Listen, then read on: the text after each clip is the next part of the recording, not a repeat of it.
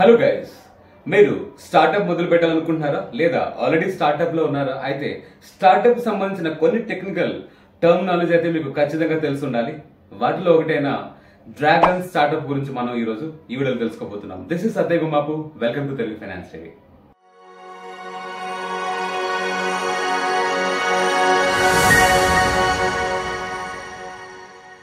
Hello guys, మీరు unicorn లేదా decacorn startups వినే ఉంటారు. అవేంటో తెలియని వారు ఈ కనబడుతున్న ఐ బటన్ క్లిక్ చేయండి. ఇప్పుడు మనం డ్రాగన్ స్టార్టప్ గురించి తెలుసుకుందాం. డ్రాగన్ స్టార్టప్ అంటే జనరల్గా స్టార్టప్స్ ఫండ్ రైజ్ చేయడానికి వెళ్తాయి. అంటే తమ యొక్క బిజినెస్ ని రన్ చేయడానికి మనీ కోసం ఇన్వెస్టర్స్ దగ్గరికి వెళ్తూ ఉంటాయి.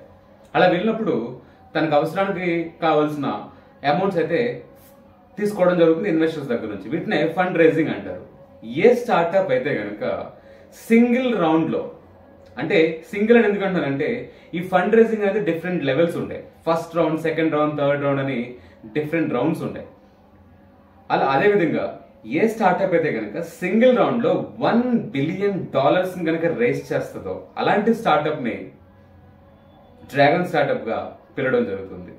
సో ఈ వీడియో మీకు యూస్ఫుల్ అయిందని భావిస్తున్నాను. ఇలాంటి మరెన్నో వాల్యుబుల్ వీడియోస్ కోసం stay tuned to Telugu finance TV. Signing off, Satya Gumapu.